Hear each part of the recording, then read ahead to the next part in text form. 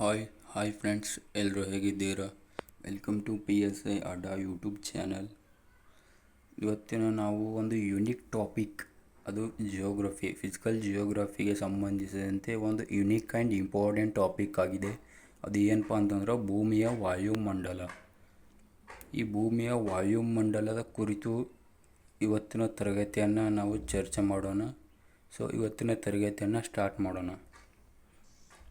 ಭೂಮಿಯ ವಾಯುಮಂಡಲ, ಭೂಮಿಯ ಅಟ್ಮಾಸ್ಫಿಯರ್ ಅಥವಾ ವಾಯುಮಂಡಲ. ಈ ಭೂಮಿಯನ್ನು ನಾವು ಗಮನಿಸಿದಾಗ ಭೂಮಿಯನ್ನು 4 ವಲಯಗಳಾಗಿ ವಿಂಗಡಿಸಬಹುದು. ಅದರಲ್ಲಿ ಫಸ್ಟ್ ಒನ್ ವಾಯುಗೋಳ, ಸೆಕೆಂಡ್ ಒನ್ ಶಿಲಾಗೋಳ, ಥರ್ಡ್ ಒನ್ ಜಲಗೋಳ, ಫೋರ್ತ್ ಒನ್ ಜೀವಗೋಳ. ವಾಯುಗೋಳಪ್ಪ ಅಂತಂದ್ರೆ ಏನಿಲ್ಲ, ಈ ಭೂಮಿಯ ಮೇಲೆ ಇವೇನು ಮೋಡವನ್ನು ಮಳೆಯನ್ನು ಬರೋದಕ್ಕೆ ಮೋಡಗಳು ರೆಡಿ ಆಗ್ತಾವಲ್ಲ, ಆ ಮೋಡಗಳಿಂದ ಕೂಡಿರುವುದೇ ವಾಯುಮಂಡಲ ಅಂತ ಕರಿತೀವಿ. ವಾಯುಗೋಳ ಅಂತ ಕರಿತೀವಿ. ಅದೇ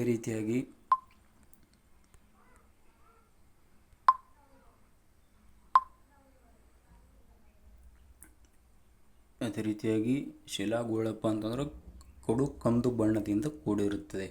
ಇದು ಭೂಮಿಯಿಂದ ಇದು ಪಾರ್ಟಿಯನ್ನು ನಾವು ನೋಡ್ತಾ ಇದ್ದಲ್ಲ, ಇದು ಪಾರ್ಟು ಇದು ಕಡು ಕಂದು ಬಣ್ಣದಿಂದ ಕೂಡಿರುತ್ತದೆ. ಇದನ್ನೇ ನಾವು ಶಿಲಾಗೋಳ ಅಂತ ಕರಿತೀವಿ. ಅದೇ ರೀತಿಯಾಗಿ ಜಲಗೋಳಪ್ಪ ಅಂತಂದ್ರೆ ಥರ್ಡ್ ಒನ್ ಜಲಗೋಳಪ್ಪ ಅಂದ್ರೆ ಕಡು ನೀಲಿ ಪ್ರದೇಶದಿಂದ ಕೂಡಿರುತ್ತದೆ. ಕಡು ನೀಲಿ ಇಲ್ಲಿ ಕಾಣ್ತಿದೆಯಲ್ಲ ಭೂಮಿಯಲ್ಲಿ, ಇದು ಕಡು ನೀಲಿ ಈ ಪ್ರದೇಶ ಎಲ್ಲ ಕಡು ನೀಲಿ, ಇದನ್ನು ಜಲಗೋಳ ಅಂತ ಕರಿತೀವಿ. ಅದೇ ರೀತಿಯಾಗಿ 4ನೇದು ಜೀವಗೋಳ. ಇದು ಹಸಿರಿನಿಂದ ಕೂಡಿದ ಪ್ರದೇಶ. ಹಸಿರು ಇಲ್ಲಿ ಎಲ್ಲ ನೋಡ್ತಾ ಇದೆಯಲ್ಲ, ಇದರಲ್ಲಿ ಭೂಮಿಯೆಲ್ಲ ಇದೆಯಲ್ಲ, ಇದು ಭಾಗಗಳು, ಇದನ್ನು ನಾವು ಜೀವಗೋಳ ಅಥವಾ ಹಸಿರುಗೋಳ. ಈ ಜೀವಗೋಳವನ್ನು ಜೀವಿಗಳ ಉಗಮ ಹಾಗೂ ಜೀವಿಗಳ ಬೆಳವಣಿಗೆಗೆ ಕಾರಣ ಆಗಿದೆ. ಈ ರೀತಿಯಾಗಿ ನಾವು ಭೂಮಿಯನ್ನು 4 ಪದರಗಳಾಗಿ ಅಥವಾ ವಲಯಗಳಾಗಿ ವಿಂಗಡಿಸುತ್ತೇವೆ. ಅದು ವಾಯುಗೋಳ, ಜಲಗೋಳ 2ನೇದು, 3ನೇದು ಜಲಗೋಳ, 2ನೇದು ಶಿಲಾಗೋಳ, 4ನೇದು ಜೀವಗೋಳ. ಅದೇ ರೀತಿಯಾಗಿ ಮುಂದಿನ ನೋಡುವುದಾದರೆ ವಾಯುಗೋಳ ಅಥವಾ ಅಟ್ಮಾಸ್ಫಿಯರ್. ವಾಯುಗೋಳ ಅಥವಾ ಅಟ್ಮಾಸ್ಫಿಯರ್ ಎಂಬುದು ಸೌರಮಂಡಲದಲ್ಲಿರುವ 8 ಗ್ರಹಗಳಲ್ಲಿಯೇ ವಿಭಿನ್ನವಾದ ಗ್ರಹ. ಅಂತಪ್ಪ ಅಂತಂದ್ರೆ ಭೂಮಿಯನ್ನು ಕರಿತೇವೆ ನಾವು. ಈ ಭೂಮಿಯನ್ನು ಅತಿ ಕುರೂಪಿ ಗ್ರಹ, ಸುಂದರವಾದ ಗ್ರಹ, ಜೀವಂತ ಗ್ರಹ ಇನ್ನೂ ಮುಂತಾದ ಹೆಸರುಗಳಿಂದ ಕರೆಯುತ್ತೇವೆ ಭೂಮಿ ಗ್ರಹ. ಅದಕ್ಕೆ ಕಾರಣವೆಂದರೆ ಭೂಮಿಗಿರುವ ವಾಯುಮಂಡಲದ ಜೀವಿಗಳ ಉಳಿವಿಗೆ ಕಾರಣ ಆಗಿದೆ. ವಾಯುಮಂಡಲ ಏನಪ್ಪ ಅಂತಂದ್ರೆ ಭೂಮಿಯ ಕ್ರಸ್ಟ್. ಇದು ಭೂಮಿಯ ಆಂತರಿಕ ವಲಯದಲ್ಲಿ ಕಂಡುಬರುತ್ತದೆ. ಭೂಮಿಯ ಕ್ರಸ್ಟ್ ಪದರದ ನಂತರ ಮೇಲ್ಭಾಗದಲ್ಲಿ ಹರಡಿಕೊಂಡಿರುವ ಅನಿಲಗಳಿಂದ ತುಂಬಿರುವ ಭಾಗವೇ ವಾಯುಮಂಡಲ ಅಂತ ಕರಿತೇವೆ ನಾವು. ವಾಯುಮಂಡಲ ಏನಪ್ಪ ಅಂತಂದ್ರೆ ಭೂಮಿಯ ಕ್ರಸ್ಟ್ ಪದರದ ನಂತರ ಮೇಲ್ಭಾಗದಲ್ಲಿ ಹರಡಿಕೊಂಡಿರುವ ಅನಿಲಗಳಿಂದ ತುಂಬಿರುವ ಭಾಗವೇ ವಾಯುಮಂಡಲ ಅಂತ ಕರಿತೀವಿ. ಭೂಮಿಯ ವಾಯುಮಂಡಲವು ಜೀವಿಗಳಿಗೆ ವಾಸಿಸಲು ಯೋಗ್ಯವಾದ ಅನಿಲವನ್ನು ಒಳಗೊಂಡಿದೆ. ಈ ಭೂಮಿ ಮಂಡಲವು ಜೀವಿಗಳಿಗೆ ವಾಸಿಸುವ ಮತ್ತು ಯೋಗ್ಯವಾದ ಅನಿಲಗಳನ್ನು ಇವು ಜೀವಿಗಳಿಗೆ ನೀಡುತ್ತವೆ. ನೆಕ್ಸ್ಟ್ ವಾಯುಮಂಡಲಪ್ಪ ಅಂತಂದ್ರೆ ಅಟ್ಮಾಸ್ಫಿಯರ್ ಅಂತ ಇಂಗ್ಲೀಷ್ದಲ್ಲಿ ಕರಿತೇವೆ ನಾವು. ಅಟ್ಮಾಸ್ಫಿಯರ್ಪ್ಪ ಅಂತಂದ್ರೆ ಕನ್ನಡದಲ್ಲಿ ವಾಯುಮಂಡಲ. ಈ ವಾಯುಮಂಡಲವು ಪ್ರಮುಖವಾಗಿ 2 ಪದರಗಳು, ಸಮರೂಪ ಮತ್ತು ಅಸಮರೂಪ ಎಂಬ 2 ಪದರಗಳನ್ನು ಒಳಗೊಂಡಿದೆ. ಅದರಲ್ಲಿ 1ನೇದು ಸಮರೂಪ ಪದ ಅಥವಾ ವಲಯ. ಈ ವಲಯವು ಒಂದೇ ತರಹದ ರಾಸಾಯನಿಕಗಳಿಂದ ಮಾಡಲ್ಪಟ್ಟಿವೆ. ಈ ಸಮರೂಪ ವಲಯ ಅಂತ ಏನು ಕರಿತೇವಲ್ಲ, ಈ ವಾಯುಮಂಡಲದಲ್ಲಿ ಸಮರೂಪ ವಲಯವು ಒಂದೇ ರಾಸಾಯನಿಕ ಅಥವಾ ಒಂದೇ ತರಹದ ರಾಸಾಯನಿಕ ವಸ್ತುಗಳಿಂದ ಮಾಡಲ್ಪಟ್ಟಿರುತ್ತದೆ.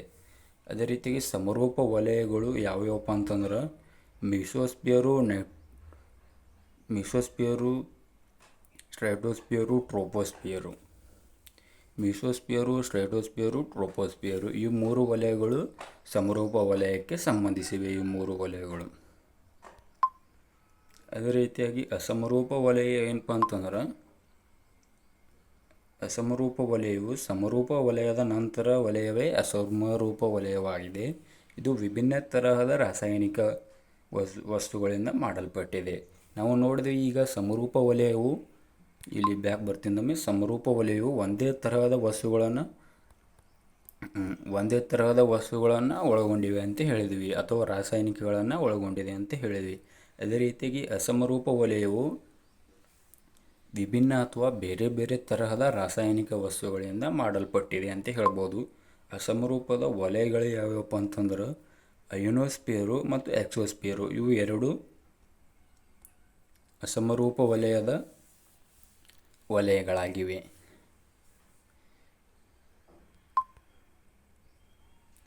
ನೆಕ್ಸ್ಟ್ ಬರುವುದೇ ವಾಯುಮಂಡಲದ ಪದರಗಳು. ವಾಯುಮಂಡಲವನ್ನು 5 ಪದರಗಳಾಗಿ ವಿಂಗಡಿಸಲಾಗಿದೆ. ಒಂದನೇದು ಟ್ರೋಪೋಸ್ಫಿಯರು, ಎರಡನೇದು ಸ್ಟ್ರಾಟೋಸ್ಫಿಯರು, ಮೂರನೇದು ಮೆಸೋಸ್ಫಿಯರು, ನಾಲ್ಕನೇದು ಅಯೋನೋಸ್ಫಿಯರು, ಐದನೇದು ಎಕ್ಸೋಸ್ಫಿಯರು.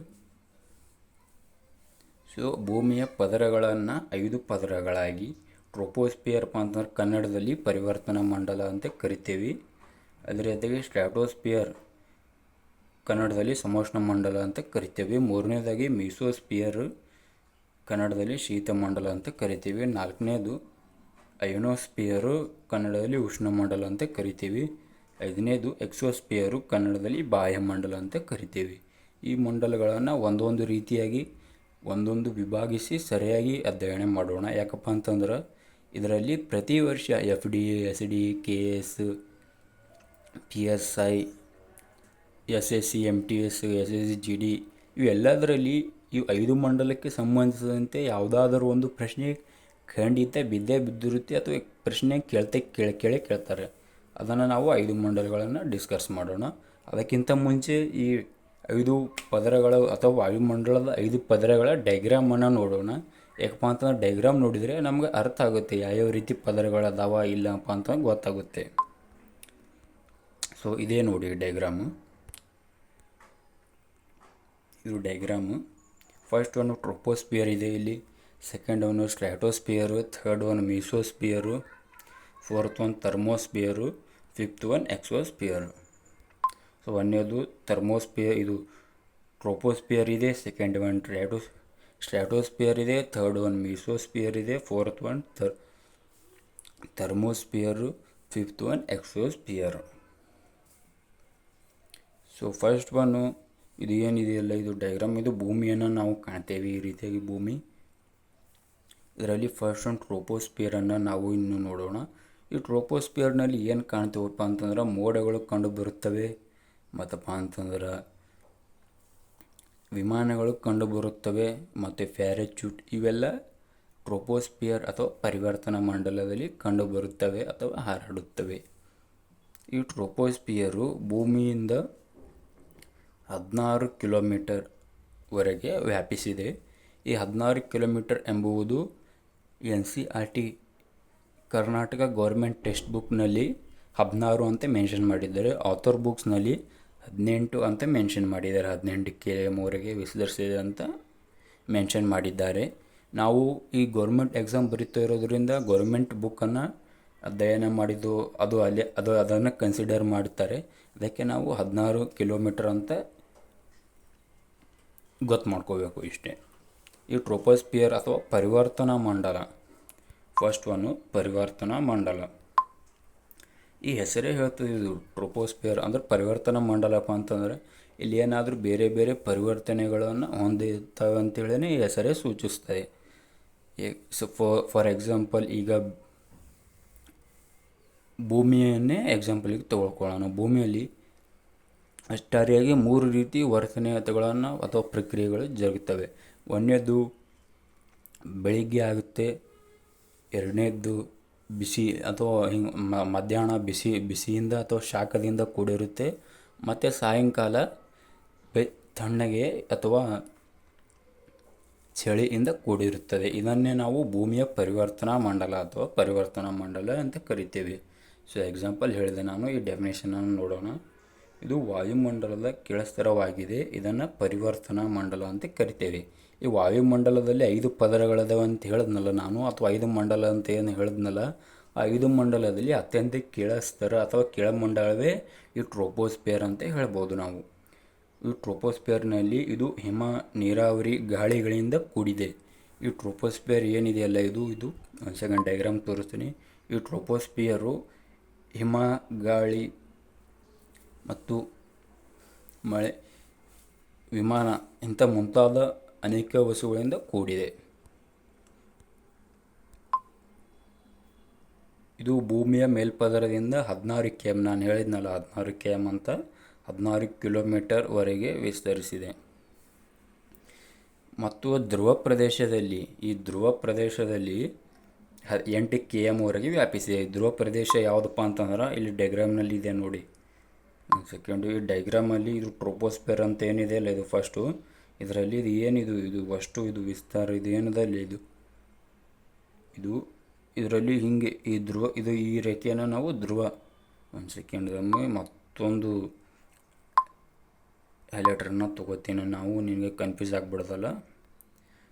ಸೊ ಇದು ಈ ನೀಲಿ ರೇಖೆ ಏನಿದೆಯಲ್ಲ ಇದನ್ನು ಧ್ರುವ ಪ್ರದೇಶ ಅಂತ ಕರಿತೇವೆ.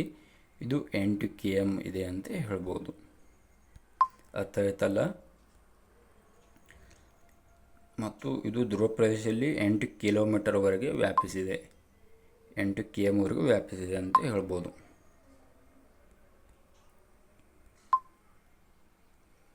ಲ್ಯಾಪ್ಸ್ ದರ ಇದು ಏನಪ್ಪ ಅಂತಂದರೆ ಇದು 2017ರ KPSC ಗ್ರೂಪ್ ಸಿನಲ್ಲಿ ಕೇಳಿದ್ದಾನೆ.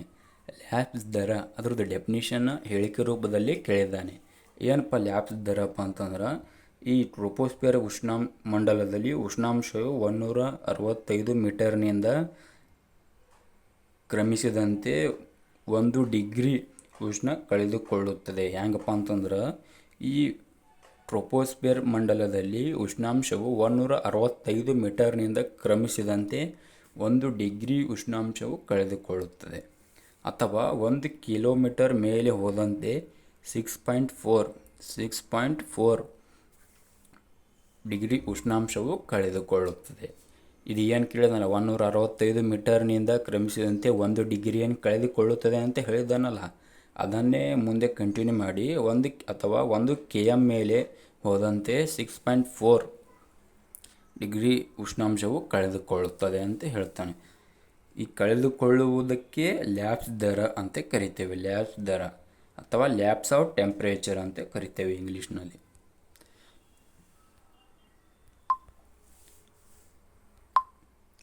ಟ್ರೋಪೋಸ್ಫಿಯರ್ನ ನಂತರ ಹಂತವೇ ಸ್ಟ್ರಾಟೋಸ್ಫಿಯರ್. ಟ್ರೋಪೋಸ್ಫಿಯರ್ ಮತ್ತು ಸ್ಟ್ರಾಟೋಸ್ಫಿಯರ್ ಮಧ್ಯದಲ್ಲಿ ಟ್ರೋಪೋಪೋಸ್ ಅನ್ನು ಕಂಡುಬರುತ್ತದೆ. ಇದನ್ನು ನಾವು ಡಯಾಗ್ರಾಮ್ನಲ್ಲಿ ನೋಡೋಣ. ಏನು ಹೇಳಿದಾನೆಪ್ಪ ಅಂತಂದ್ರೆ ಟ್ರೋಪೋಸ್ಫಿಯರ್ ನಂತರ ಹಂತವೇ ಸ್ಟ್ರಾಟೋಸ್ಫಿಯರ್. ಟ್ರೋಪೋಸ್ಫಿಯರ್ ಮತ್ತು ಸ್ಟ್ರಾಟೋಸ್ಫಿಯರ್ನ ಮಧ್ಯದಲ್ಲಿ ಟ್ರೋಪೋಪಾಸ್ ಕಂಡುಬರುತ್ತದೆ. ಸೊ ಡಯಾಗ್ರಾಮಲ್ಲಿ ನೋಡಿ ನಾನು ಹೇಳ್ತೀನಿ. ಒಂದು ಸೆಕೆಂಡ್ ಇದನ್ನು ಎಲ್ಲ ಎರೇಸ್ ಮಾಡಿಬಿಡ್ತೀನಿ. ಈಗ ಇನ್ನೊಮ್ಮೆ ನಿಮಗೆ ತಿಳ್ಕೊಳ್ಳೋಕ್ಕೆ ಚೆಂದ ಆಗುತ್ತೆ. ಸೊ ಈ ಟ್ರೋಪೋಸ್ಫಿಯರ್ನ ನಂತರವೇ ಸ್ಟ್ರಾಟೋಸ್ಫಿಯರ್ ವಲಯ ಕಂಡುಬರುತ್ತದೆ. ಈ ಟ್ರೋಪೋಸ್ಫಿಯರ್ ಮತ್ತು ಸ್ಟ್ರಾಟೋಸ್ಫಿಯರ್ನ ಮಧ್ಯ ಇದು ಏನಿದೆಯಲ್ಲ ಇದು ಬಿಳಿ ರೇಖೆ, ಈ ರೇಖೆಯನ್ನು ಟ್ರೋಪೋಪಾಸ್ ಅಂತ ಕರಿತೇವೆ ನಾವು. ಟ್ರೋಪೋಪಾಸ್ ಈ ಟ್ರೋಪೋಸ್ಫಿಯರ್ ಮತ್ತು ಸ್ಟ್ರಾಟೋಸ್ಫಿಯರ್ನ ಮಧ್ಯಭಾಗದಲ್ಲಿ ಟ್ರೋಪೋಪಾಸ್ ಎನ್ನುವ ಒಂದು ವಲಯ ಕಂಡುಬರುತ್ತದೆ. ಈಗ ಅರ್ಥ ಆಯ್ತಲ್ಲ. ಇದು ಇಂಪಾರ್ಟೆಂಟ್, ಬೇಕಾದರೆ ನೀವು ಸ್ಕ್ರೀನ್ಶಾಟ್ ಹೊಡೆದು ಇಟ್ಕೊಳ್ಳಿ. ಇದನ್ನು 2018ರ PC ಪೊಲೀಸ್ ಕಾನ್ಸ್ಟೇಬಲ್ ಪರೀಕ್ಷೆಯಲ್ಲಿ ಈ ಅನಿಲ ಅಥವಾ ಸಾರಜನಿಕದ ಶೇಕಡ ಪ್ರಮಾಣ ಎಷ್ಟು, ಹೆಂಗಪ್ಪ ಕ್ವಶನ್ ಓದ್ತೀನಿ ನೋಡಿ ನಾನು ಇನ್ನೊಮ್ಮೆ. ಟ್ರೋಪೋಸ್ಫಿಯರ್ನಲ್ಲಿ ಕಂಡುಬರುವ ಸಾರಜನಕ ಅಥವಾ ನೈಟ್ರೋಜನ್ನ ಶೇಕಡ ಪ್ರಮಾಣ ಎಷ್ಟು ಅಂತ ಡೈರೆಕ್ಟಾಗಿ ಕೇಳಿದ್ದಾನೆ. ಸೊ ನೋಡ್ಕೊಳ್ಳಿ, ಅನಿಲಗಳು ಮತ್ತು ಶೇಕಡ ಪ್ರಮಾಣ, ಇವು ಟ್ರೋಪೋಸ್ಫಿಯರ್ನಲ್ಲಿ ಕಂಡುಬರುವ ಅನಿಲ ಮತ್ತು ಪ್ರಮಾಣಗಳ ಬಗ್ಗೆ ನಾವು ಡಿಸ್ಕಸ್ ಮಾಡೋಣ. ಟ್ರೋಪೋಸ್ಫಿಯರ್ನಲ್ಲಿ ಗಾಳಿಯು ಹೊಂದಿರುವ ವಿವಿಧ ಅನಿಲಗಳು ಮತ್ತು ಪ್ರಮಾಣಗಳು. ಅನಿಲಗಳು ಈ ಸೈಡ್ ಇದ್ದಾವೆ, ಶೇಕಡ ಪ್ರಮಾಣಗಳು ಈ ಸೈಡ್ ಇದ್ದಾವೆ. ನೋಡ್ಕೊಳ್ಳಿ ಯಾವ ಅನಿಲ ಎಷ್ಟು ಪ್ರಮಾಣದಲ್ಲಿದೆ ಅಂತೆ. ಬೇಕಾದರೆ ಸ್ಕ್ರೀನ್ಶಾಟನ್ನು ತೆಗೆದುಕೊಳ್ಳಿ, ನಿಮಗೂ ಸಹ ಯೂಸ್ ಆಗುತ್ತೆ. ಫಸ್ಟ್ ಒಂದು ಸಾರಜನಕ, ನೈಟ್ರೋಜನ್ ಅಂತ ಹೆಂಗೆ ಕರಿತೇವೆ. ಇದು 78.09% ಪ್ರಮಾಣ ಹೊಂದಿದೆ. ಅದೇ ರೀತಿಯಾಗಿ ಆಮ್ಲಜನಕ, ಆಕ್ಸಿಜನ್ 20.95% ಹೊಂದಿದೆ.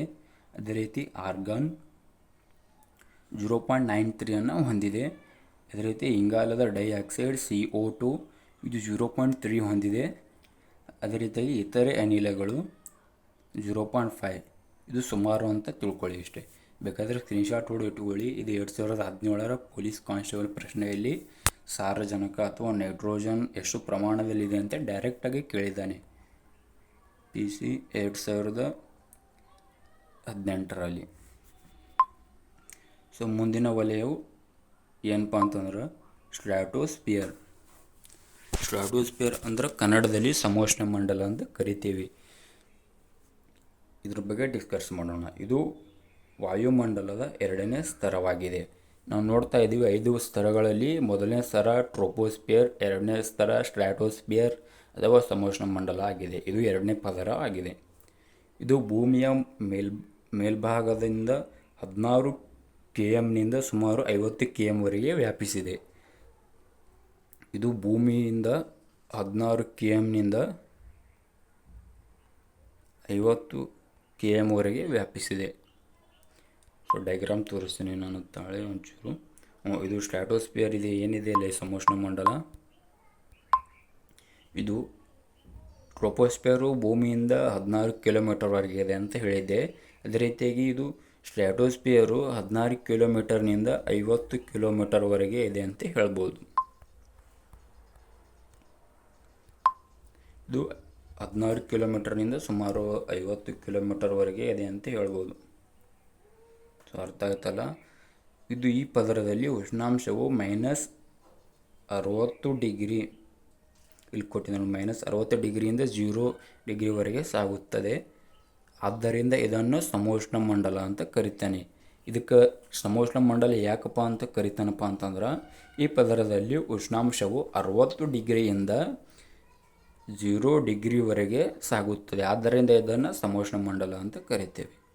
ಈ ಸ್ಥಳದಲ್ಲಿ ವಾಯುಮಂಡಲವು ಪ್ರಶಾಂತವಾಗಿ ಇರುವುದರಿಂದ ವಿಮಾನ ಸಂಚಾರಕ್ಕೆ ಸೂಕ್ತವಾಗಿದೆ.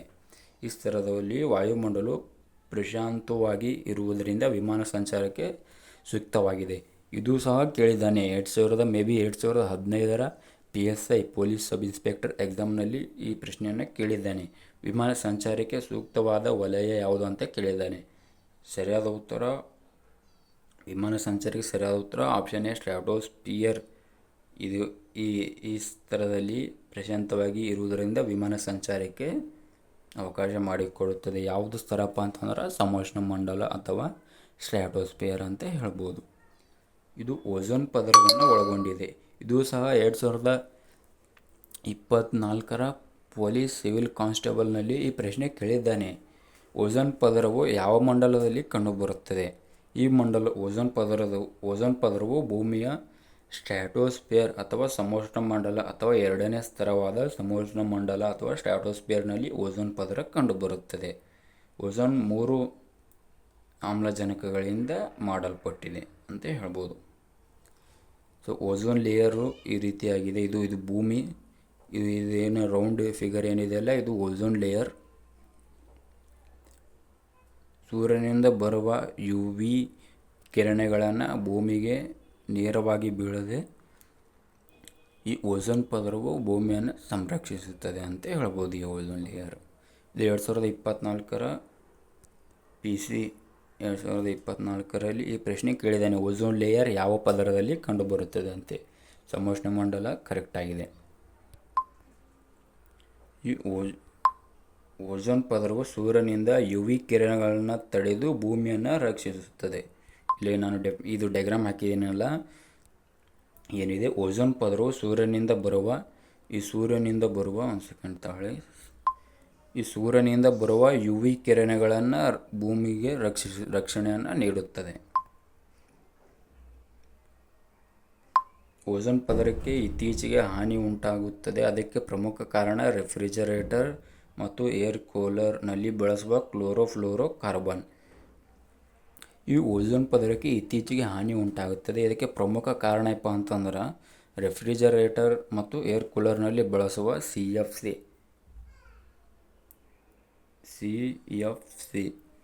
ಕ್ಲೋರೋಫ್ಲೋರೋಕಾರ್ಬನ್ ಇದಕ್ಕೆ ಪ್ರಮುಖ ಕಾರಣವಾಗಿದೆ. ಓಝೋನ್ ಪದರವನ್ನು ಮೊದಲ ಬಾರಿಗೆ ಕಂಡುಹಿಡಿದವರು ಚಾರ್ಲ್ಸ್ ಫ್ಯಾಬ್ರೆ ಮತ್ತು ಹೆನ್ರಿ ಬ್ಯೂನೆಸ್ ಎಂಬುವವರು 1913ರಲ್ಲಿ ಕಂಡುಹಿಡಿತಾರೆ. ಈ ಓಝೋನ್ ಪದರವನ್ನು ಮೊದಲ ಬಾರಿಗೆ ಚಾರ್ಲ್ಸ್ ಫ್ಯಾಬ್ರೆ ಮತ್ತು ಹೆನ್ರಿ ಬ್ಯೂಸೆನ್ ಎಂಬುವರು 1913ರಲ್ಲಿ ಕಂಡುಹಿಡಿಯುತ್ತಾರೆ. 2009ರಲ್ಲಿ ಓಝೋನ್ ಪದರವು ರಂಧ್ರಕ್ಕೆ ಪ್ರಮುಖ ಕಾರಣ ನೈಟ್ರಸ್ ಆಕ್ಸೈಡ್ ಎಂದು ಪತ್ತೆ ಹಚ್ಚಲಾಗಿದೆ. ನೈಟ್ರಸ್ ಆಕ್ಸೈಡ್ 2009ರಲ್ಲಿ ಓಝೋನ್ ಪದರಕ್ಕೆ ಅಥವಾ ಓಝೋನ್ ರಂಧ್ರಕ್ಕೆ ಪ್ರಮುಖ ಕಾರಣ ನೈಟ್ರಸ್ ಆಕ್ಸೈಡ್ ಎಂದು ಪತ್ತೆ ಹಚ್ಚಲಾಗಿದೆ. ಸ್ಟ್ರಾಟೋಸ್ಫಿಯರ್ನ ತುತ್ತ ತುದಿಯು ಸ್ಟ್ರಾಟೋಪಾಸ್ ಆಗಿದೆ. ಸ್ಟ್ರಾಟೋಸ್ಫಿಯರ್ ಅಥವಾ ಸಮೋಷ್ಣ ಮಂಡಲದ ತುತ್ತ ತುದಿ ಸ್ಟ್ರಾಟೋಪಾಸ್ ಆಗಿದೆ ಅಂತ ಹೇಳ್ಬೋದು. ಮುಂದೆ ಬರುವುದಾದರೆ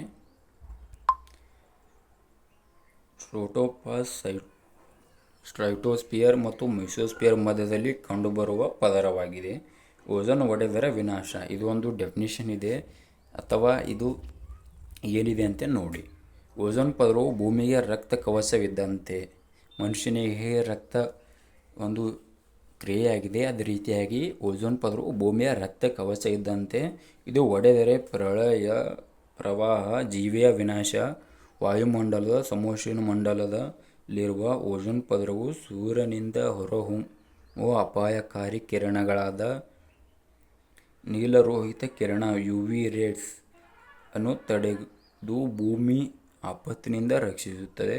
ಆದರೆ ಮಾನವನ ಅನೇಕ ಚಟುವಟಿಕೆಗಳಿಂದ ಉತ್ಪತ್ತಿಯಾದ ಅನಿಲ CFC ರೆಫ್ರಿಜರೇಟರ್ ಮತ್ತು ಏರ್ ಕೂಲರ್ನಲ್ಲಿ ಬಳಸುವುದರಿಂದ CFC ಉಂಟಾಗುತ್ತದೆ ಅಲ್ಲ, ಇದು ಓಝೋನ್ ಪದರ ಅಥವಾ ಓಝೋನ್ ಪದರವನ್ನು ರಂಧ್ರ ಮಾಡುತ್ತದೆ ಅಂತ ಹೇಳ್ಬೋದು. ಈ ರಂಧ್ರ ಕ್ರಮೇಣವು ಕಡಿಮೆಯಾಗುತ್ತದೆ ಅಂತ ಹೇಳ್ಬೋದು. ಈ ರಂಧ್ರವು ಕ್ರಮೇಣವಾಗಿ ದೊಡ್ಡದಾಗುತ್ತದೆ. ಇದರಿಂದ ಹೊರಬಂದ ನೀಲಿ ಲೋಹಿತ ಕಿರಣ ಅಲ್ಟ್ರಾವೈಲೆಟ್ಗಳಿಂದ ಮನುಷ್ಯನಿಗೆ ಚರ್ಮದ ಅರ್ಬುದ ರೋಗ ಬರುತ್ತದೆ. ಇದು 2012ರಲ್ಲಿ ಪೊಲೀಸ್ ಕಾನ್ಸ್ಟೇಬಲಲ್ಲಿ ಏನೋ ಕೇಳಿದೆ ಈ ಪ್ರಶ್ನೆ. ನನಗೂ ಹಿಸ್ಟ್ರಿ ಗೊತ್ತಿಲ್ಲ ಆಗಿ, ಬಟ್ ಈ ಕ್ವಶನ್ ಡೆಫಿನೆಟಾಗಿ ಕೇಳಿದ್ದಾನೆ. 2012ರಲ್ಲಿ ಅನ್ಕೋತೀನಿ ನಾನು. ಮೇ ಬಿ ಈ ಪ್ರಶ್ನೆ ಕೇಳಿದ್ದಾನೆ. ಏನಪ್ಪ ಅಂತಂದ್ರೆ, ನೀಲಿ ಲೋಹಿತ ಕಿರಣಗಳಿಂದ ಮನುಷ್ಯನ ಚರ್ಮದ ಅರ್ಬುದ ರೋಗ ಬರುತ್ತದೆ. ಕ್ವಶನ್ ಏನು ಕೇಳಿದ, ನೀಲಿ ಲೋಹಿತ ಕಿರಣಗಳಿಂದ ಮನುಷ್ಯನಿಗೆ ಅರ್ಬುದ ರೋಗವು ಇದು ಯಾವುದಕ್ಕೆ ಸಂಬಂಧಿಸಿದೆ ಅಂತ ಕೇಳಿದ್ದ. ಚರ್ಮದ ರೋಗಕ್ಕೆ ಸಂಬಂಧಿಸಿದೆ ಅಂತ ಹೇಳ್ಬೋದು ಅರ್ಬುದ ರೋಗವು. ಮತ್ತು ಚರ್ಮ ಸುಡುವುದು ಮುಂತಾದ ರೋಗಗಳು ಬರುತ್ತವೆ. ಹಿಮದಂತೆ ಉಂಟು ಮಾಡಿದರೆ ಸಸ್ಯಗಳು ಪತ್ರಹರಿತನೇ ನಾಶ ಮಾಡುತ್ತದೆ.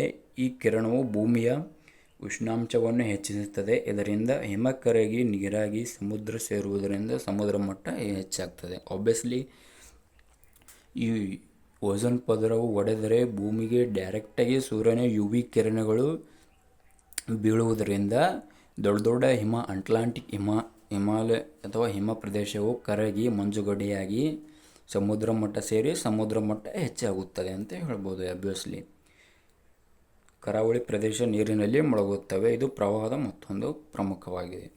ಓಝೋನ್ ಪದರದಲ್ಲಿರುವ ಓಝೋನ್ ಸಾಂದ್ರತೆಯನ್ನು ಅಳೆಯುವ ಮಾನವೆಂದರೆ ಡಬ್ಸನ್ ಮಾನ. ಇದು 2018ರ PSI 2018ರ PSIನಲ್ಲಿ ಕೇಳಿದ್ದಾನೆ. ಏನಪ್ಪ ಅಂತ, ಓಝೋನ್ ಪದರದಲ್ಲಿರುವ ಓಝೋನ್ ಸಾಂದ್ರತೆಯನ್ನು ಅಳೆಯುವ ಮಾನ ಏನಪ್ಪ ಅಂತ ಡೈರೆಕ್ಟ್ ಕ್ವಶನ್ ಕೇಳಿದ್ದಾನೆ. ಓಝೋನ್ ಸಾಂದ್ರತೆ ಅಳೆಯುವ ಮಾನಪ್ಪ ಅಂತಂದ್ರೆ ಡೊಬ್ಸನ್ ಮಾನ. ಇದು ಇಂಪಾರ್ಟೆಂಟ್ ಆಗಿದೆ, ರಿವಿಷನ್ ಮಾಡ್ಕೊಳ್ಳಿ. ರಿವಿಷನ್ ಮತ್ತು ಪ್ರೀವಿಯಸ್ ಕ್ವಶನ್ ಪೇಪರ್ನಲ್ಲಿ ಬಂದಿದೆ ಅಂತ ಹೇಳ್ಬೋದು. ಅದೇ ರೀತಿಯಾಗಿ ಒಂದು ನಡವಳಿಕೆ ನಡೀತದೆ. ಈ ಓಝೋನ್ ಪದರವು ವಿನಾಶದಿಂದ ಭೂಮಿಯು ಸಮುದ್ರ ಮಟ್ಟ ಮತ್ತು ಭೂಕಂಪನ, ಭೂರಕ್ಷಣೆ ಮುಂತಾದವುಗಳು ಕಾರಣವಾಗಿದೆ.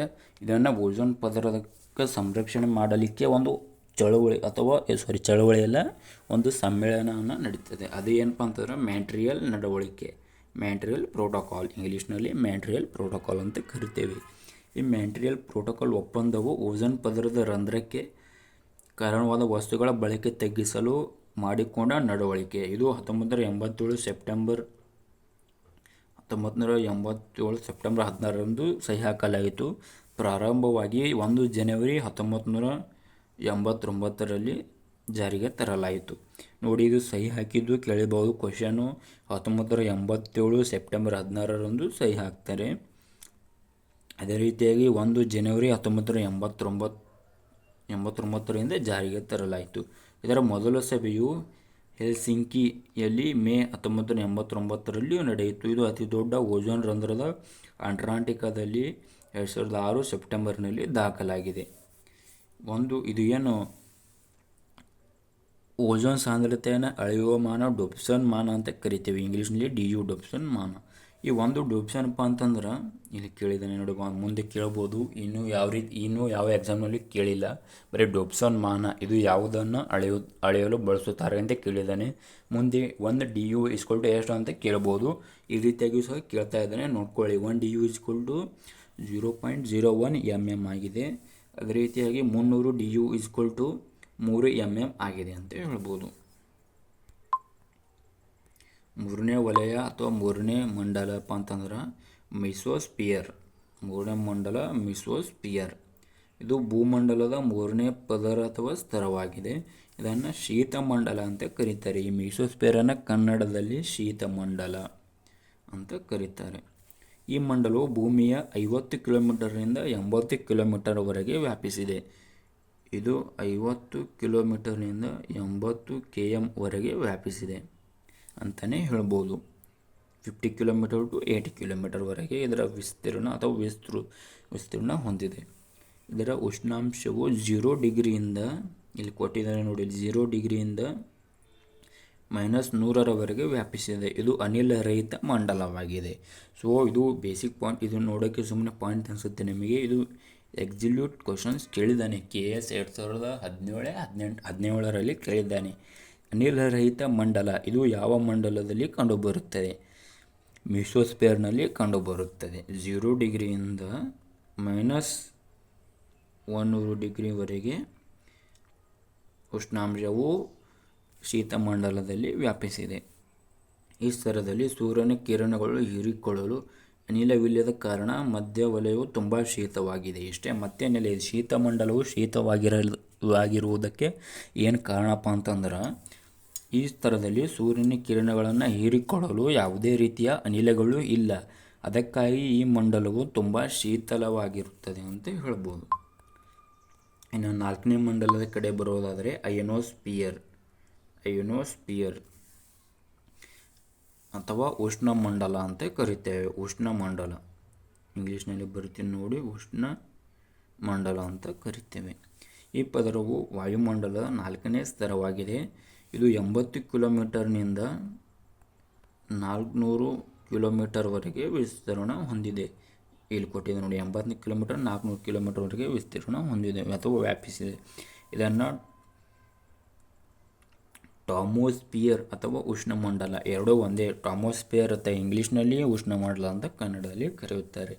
ಈ ಪದರವು ಅನಿಲಗಳಿಂದ ಕೂಡಿದ್ದು ಅವು ಕಾಸ್ಮಿಕ್ ಕಿರಣಗಳನ್ನು ಹೀರಿಕೊಳ್ಳುತ್ತವೆ. ಈ ಕಾಸ್ಮಿಕ್ ಕಿರಣಗಳನ್ನು ಹೀರಿಕೊಂಡ ಅನಿಲಗಳು ಅಯಾನ್ಗಳಾಗಿ ಪರಿವರ್ತನೆ ಹೊಂದುತ್ತವೆ. ಅಂತಹ ಅಯಾನ್ಗಳು ಆವೇಶಗಳನ್ನು ಒಳಗೊಂಡಿರುತ್ತವೆ. ಈ ಆವೇಶಗಳೇ ರೇಡಿಯೋ ತರಂಗಗಳು ಭೂಮಿಗೆ ಪ್ರತಿಫಲಿಸುತ್ತವೆ ಅಂತ ಹೇಳ್ಬೋದು. ಅಯೋನೋಸ್ಪಿಯರ್ನಲ್ಲಿ ಜಲಜನಕ ಮತ್ತು ಹೀಲಿಯಂ ಅನಿಲಗಳು ಒಳಗೊಂಡಿವೆ. ಇದು 2019ರ PC ಪೊಲೀಸ್ ಕಾನ್ಸ್ಟೇಬಲ್ ಪರೀಕ್ಷೆಯಲ್ಲಿ ಕೇಳಿದ್ದಾನೆ. ಅಯೋನೋಸ್ಪಿಯರ್ನಲ್ಲಿ ಕಂಡುಬರುವ ಅನಿಲಗಳು ಅಥವಾ ಪ್ರಮುಖ ಅನಿಲಗಳು ಯಾವುವು ಅಂತ ಕೇಳಿದ್ದಾನೆ.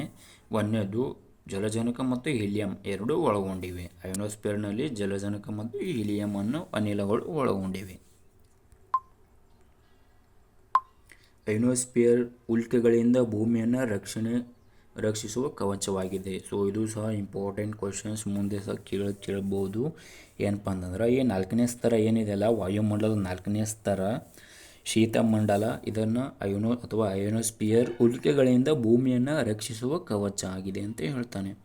ಅಯೋನೋಸ್ಪಿಯರು DE, F1, F2 ಎಂಬ 4 ಉಪಸ್ತರಗಳನ್ನು ಒಳಗೊಂಡಿದೆ. ದಕ್ಷಿಣ ಧ್ರುವ ಜ್ಯೋತಿ, ಅರೋರಾ ಆಸ್ಟ್ರಾಲಿಸ್ ಮತ್ತು ಉತ್ತರ ಧ್ರುವ ಜ್ಯೋತಿ ಅರೋರಾ ಬೋರೋಲಿಸ್ ಈ ಸ್ತರದಲ್ಲಿ ಕಂಡುಬರುತ್ತವೆ. ಇವು ಧ್ರುವ ಪ್ರದೇಶದ ಆಕಾಶದಲ್ಲಿ ಪ್ರಕಾಶಿಸುತ್ತವೆ. ಇವು ಕೆಂಪು, ಹಸಿರು, ಬಿಳಿ ಬಣ್ಣಗಳಿಂದ ಕೂಡಿದೆ. ಈ ಪದರವು ಅಂತಾರಾಷ್ಟ್ರೀಯ ಬಾಹ್ಯಾಕಾಶ ನಿಲ್ದಾಣವನ್ನು ನಿರ್ಮಿಸಲಾಗಿದೆ. ಸೊ ಇದು ಸಹ ವೆರಿ ಇಂಪಾರ್ಟೆಂಟ್ ಮತ್ತು ಕರೆಂಟ್ ಅಫೇರ್ಸ್ ಸಹ ಪ್ರಶ್ನೆ ಆಗಿದೆ. ಏನಪ್ಪ ಅಂತಂದ್ರೆ ಈ ಪದರದಲ್ಲಿ ಅಂತಾರಾಷ್ಟ್ರೀಯ ಬಾಹ್ಯಾಕಾಶ ನಿಲ್ದಾಣವನ್ನು ಸ್ಥಾಪಿಸಲಾಗಿದೆ. ಯಾವುದಪ್ಪ ಅಂತಂದ್ರೆ 4ನೇ ಸ್ತರ ಅಥವಾ ಐನೋಸ್ಫಿಯರ್ನಲ್ಲಿ ಅಂತಾರಾಷ್ಟ್ರೀಯ ಬಾಹ್ಯಾಕಾಶ ನಿಲ್ದಾಣ ನಿರ್ಮಿಸಲಾಗಿದೆ. ಅದೇ ರೀತಿ 5ನೇ ಪದರ ಎಕ್ಸೋಸ್ಫಿಯರ್. ಇದು ವಾಯುಮಂಡಲದ ಅತ್ಯಂತ ಮೇಲ್ಪದರ ಅಥವಾ ಕೊನೆಯ ಪದರ ಆಗಿದೆ. ಇದು 400 ಕಿಲೋಮೀಟರ್ನಿಂದ 400 ಕಿಲೋಮೀಟರಿಂದ 10,000 ಕಿಲೋಮೀಟರ್ವರೆಗೆ ವ್ಯಾಪಿಸಿದೆ. 400 ಕಿಲೋಮೀಟರ್ನಿಂದ 10,000 ಕಿಲೋಮೀಟರ್ವರೆಗೆ ವ್ಯಾಪಿಸಿದೆ ಅಥವಾ ಮುಂದುವರಿಯುತ್ತದೆ ಅಂತ ಹೇಳ್ಬೋದು. 400 ಕಿಲೋಮೀಟರ್ನಿಂದ ಆರಂಭವಾಗಿ 10,000 ಕಿಲೋಮೀಟರ್ವರೆಗೆ ಮುಂದುವರಿಯುತ್ತದೆ. ಯಾವುದು ಎಕ್ಸೋಸ್ಫಿಯರ್ ಅಥವಾ ಕನ್ನಡದಲ್ಲಿ ಬಾಹ್ಯಮಂಡಲ ಅಂತ ಕರಿತೀವಿ. ಇದು ಅಧಿಕವಾಗಿ ಉಷ್ಣಾಂಶ ಒಳಗೊಂಡಿದ್ದು ಇಲ್ಲಿ ವಾಯು ಅಧಿಕವಾಗಿದೆ ಅಂತ ಹೇಳ್ಬೋದು. ಈ ವಲಯದಲ್ಲಿ ಜಲಜನಕ ಮತ್ತು ಹೀಲಿಯಂ ಕಂಡುಬರುತ್ತದೆ. ಎಕ್ಸೋಫಾರ್ಮಿಕ್ ನಂತರ ಅಂತರಿಕ್ಷ ಕಂಡುಬರುತ್ತದೆ. ಎಕ್ಸೋಸ್ಫಿಯರ್ ಅಥವಾ ಎಕ್ಸೋಸ್ಫಿಯರ್ನ ನಂತರ ಮುಂದುವರಿದ ಭಾಗವೇ ಎಕ್ಸೋಸ್ಫಿಯರ್ ನಂತರ ಅಂತರಿಕ್ಷ ಕಂಡುಬರುತ್ತದೆ ಅಂತ ಹೇಳ್ಬೋದು, ಅಥವಾ ಬಾಹ್ಯಾಕಾಶ ಕಂಡುಬರುತ್ತದೆ ಅಂತ ಹೇಳ್ಬೋದು. ಎಕ್ಸೋಸ್ಫಿಯರ್ನ ಕೆಲವು ಪಟ್ಟಿಗಳಲ್ಲಿ ಅಯಾನ್ಗಳ ಪ್ರಮಾಣ ಹೆಚ್ಚಾಗಿರುತ್ತದೆ ಅಂತ ಹೇಳ್ಬೋದು. ಇವು 5 ಪದರಗಳನ್ನ ನಾವು ಏನು ನೋಡಿದ್ದೀವಲ್ಲ, ಒಂದು ಸೆಕೆಂಡು,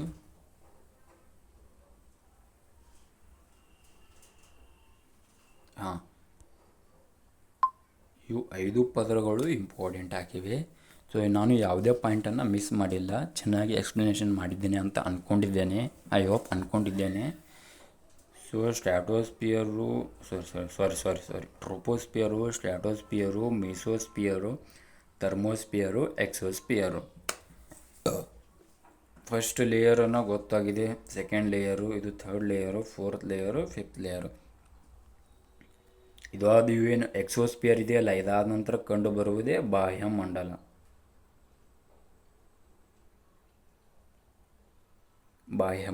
ಕಂಡುಬರುತ್ತದೆ. ಸೊ 5 ಪದರ ಅಥವಾ ಮಂಡಲಗಳನ್ನು ನಾವು ಚರ್ಚೆ ಮಾಡಿದ್ದಾಯಿತು.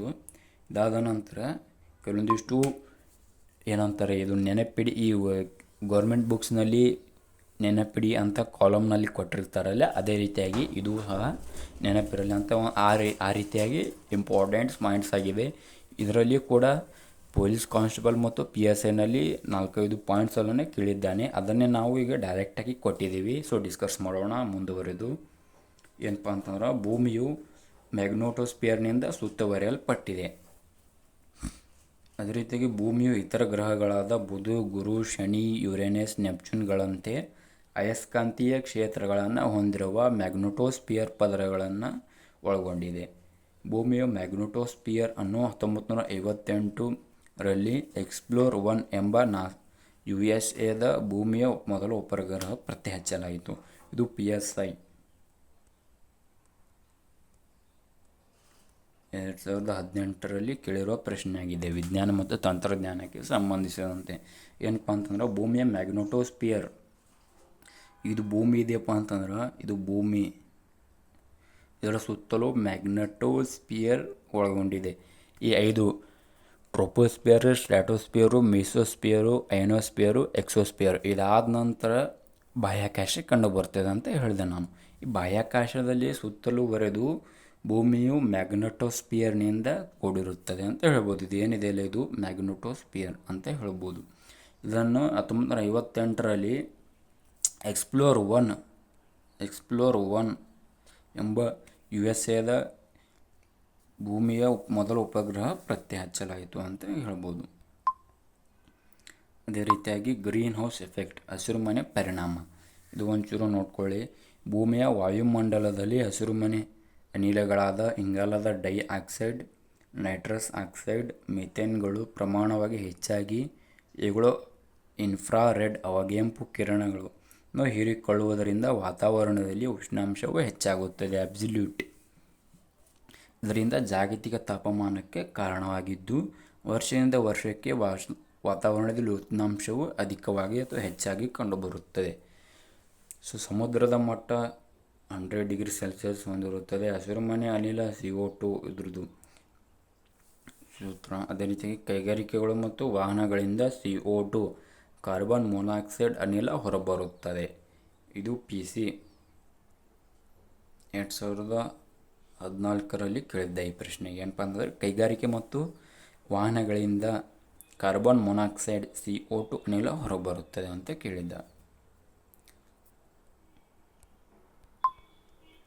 ಇಷ್ಟು ಇವತ್ತಿನ ತರಗತಿಯಲ್ಲಿ ನಾವು ಭೂಮಿಯ ವಾಯುಮಂಡಲ ಅಟ್ಮಾಸ್ಫಿಯರ್ ನಾವು ಚರ್ಚೆ ಮಾಡಿದ್ದೇವೆ.